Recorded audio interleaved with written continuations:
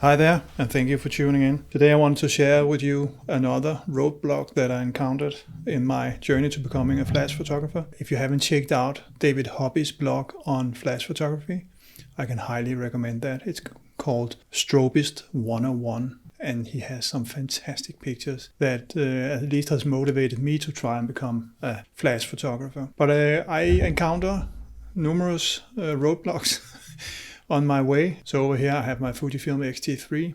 Here I have the Xpro, the F model for Fujifilm, so I can mount this on the Fujifilm. I will do that right away. And here I have the V860, also the Fujifilm version. So these two should be able to talk to each other. So let's just give that a try. If I try to fire it manually, it looks like they are talking to each other, and you can hear the recycle beep that is ready for the next shot. I know it's difficult to see on the movie, but you can hear that it's firing. If I change you can see the values here. I hope you can also see as I'm turning, they are changing over here to the right. So let's just give it full throttle, and then the recycle time should increase just a little bit. Yeah, it does, like that. So that works. These two are talking to each other. My issue came when I wanted to mount this on the X-T3, this one here, the trigger, and then just fire, in manual mode. Just have radio control of this flash and have it to fire at whatever value I set it here on this display. So here we are. You can see now I've mounted the Xpro on top of the Fujifilm, and this little indicator, if I turn off the camera, you can see that this actually tells us that the Xpro knows now it's sitting on a camera. The problem was then when I tried to fire, push the shutter here, I would expect the flash to fire, but you can hear nothing happens. So what is the problem here? You can see it sits on the camera. The flash is right here talking to, if I trigger it manually, these two are talking to each other.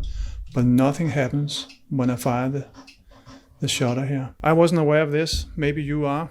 And maybe this is just me being a super beginner. But the problem was that the shutter type selected here was electronic.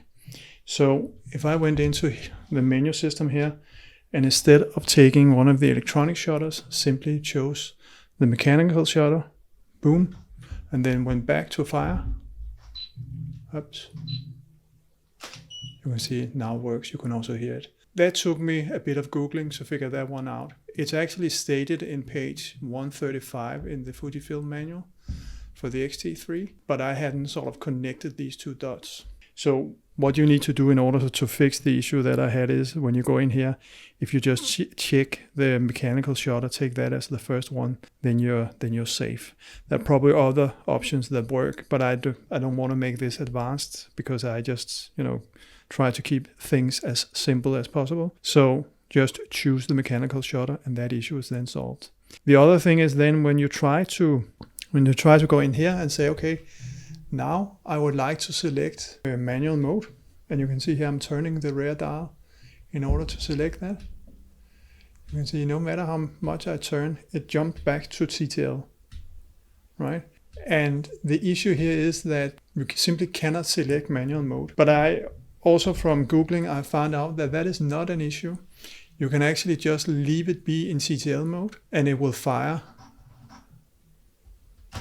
like this based on what is in the display here. So you can actually just control whatever manual, you see I'm in manual mode here, whatever value you want to choose up here, and then that is the value that the flash will then use when it fires, right? That's it from me. Thank you for watching. As always, happy shooting. Take care. Bye-bye.